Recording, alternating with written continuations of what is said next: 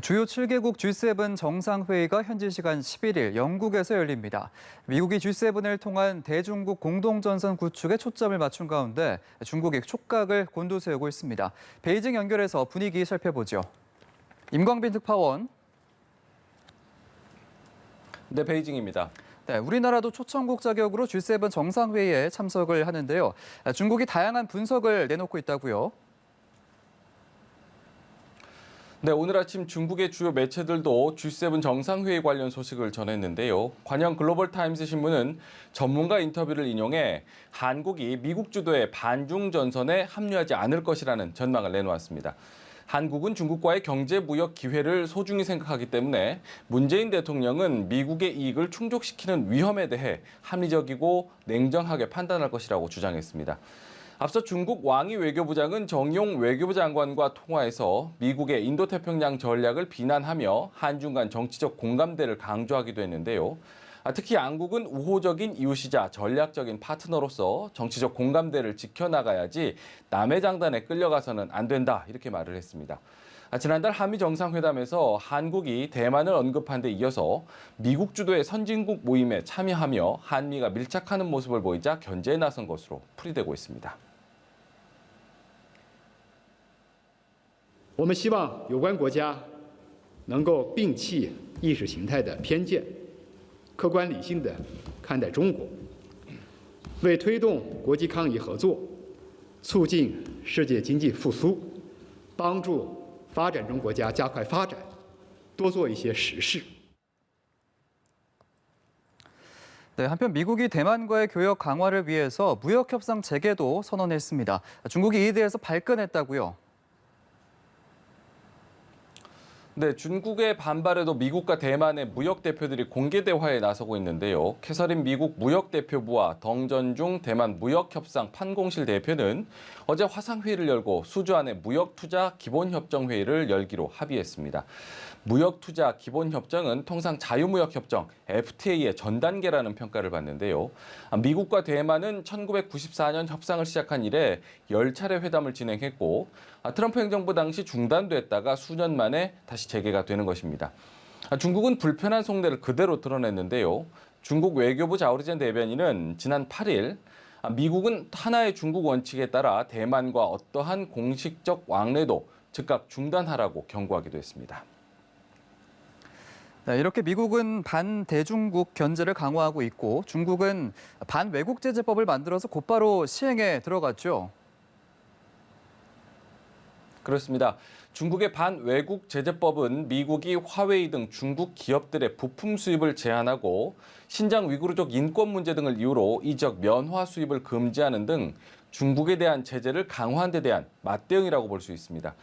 어제 우리의 국회격인 전국인민대표대회 회의 상무위원회에서 표결 처리한 뒤 시진핑 중국 국가주석이 주석령 서명을 거쳐 말 그대로 속전속결 시행에 들어갔습니다. 전인대 상무위원회 관계자는 반외국제재법의 입법 목적에 대해서 외국이 중국에 가하는 일방적 제재에 반격 또 반대하는 것이며 반격 조치에 대한 법적 보장을 위한 것이라고 밝혔습니다. 외국의 제재와 간섭 등에 대응하는 법률적 도구며 방어적 조치라는 점을 강조했습니다. 同时呢，我们也认为国家呀有必要制定一部专门的反外国制裁法，为中国依法反制外国歧视性的措施提供有力的法治保障和支撑。 자, 그렇다면 구체적으로 어떠한 조치들이 가능하다는 겁니까? 네, 반외국제재법은 외국이 중국에 대한 차별적 제재에 나설 경우 직간접적으로 참여한 개인이나 조직을 반격 명단에 올릴 수 있다고 적시했습니다. 또 명단에 든 개인의 배우자와 직계가족, 또 그 개인이 고위직을 맡은 다른 조직, 그리고 명단에 든 조직의 고위직 인사 등도 제재할 수 있도록 했는데요. 구체적인 반격 조치로는 비자 발급 불가, 중국 입국 불허, 비자 취소, 추방이 가능하다고 밝혔습니다. 또 중국 내 자산의 압류, 동결뿐만 아니라 기타 필요한 조치도 취할 수 있다고 덧붙였는데요. 중국 당국의 판단에 따른 조치가 가능하다는 뜻으로 풀이됩니다. 워낙 광범위한 조치 가능성을 열어둔 가운데 자칫 우리 기업도 제재 대상이 될 수 있다는 우려가 나오고 있습니다. 자, 그리고 중국이 올해 말까지 코로나19 집단 면역을 형성하겠다 이런 목표를 세우고 있는데요. 백신 접종의 속도가 붙었다고요. 네, 그렇습니다. 어제 기준 중국 본토에서의 코로나19 백신 누적 접종은 8억 2,400만 회분을 넘겼습니다. 7억 회분을 넘긴 지 엿새 만에 8억 회분을 넘겼는데요. 접종 속도에 가속도가 붙는 모습입니다. 말씀하신 대로 올해 말까지 대상자의 최소 70%까지 코로나19 백신을 접종해서 집단 면역을 구축하겠다는 것이 중국 당국의 계획입니다. 중국은 그동안 18세 이상 국민에게만 백신을 접종해 왔지만 지난주 금요일부터는 3세에서 17세를 대상으로 한 시노백 백신의 긴급 사용도 승인되면서 유아 청소년들의 접종도 시작됐습니다. 여기에 더해서 중국은 해외에 있는 중국 국민에 대한 백신 접종을 확대하고 있는데요. 중국 외교부는 어제 기준 150여 개국에 거주하는 중국인 118만 명에게 중국산 코로나19 백신을 접종했다고 밝혔습니다. 이런 가운데 중국은 7번째 자국산 코로나19 백신 출시를 승인했습니다. 중국의과학원 의학생물연구소가 개발한 커웨이프라는 이름의 불활성화 백신인데요.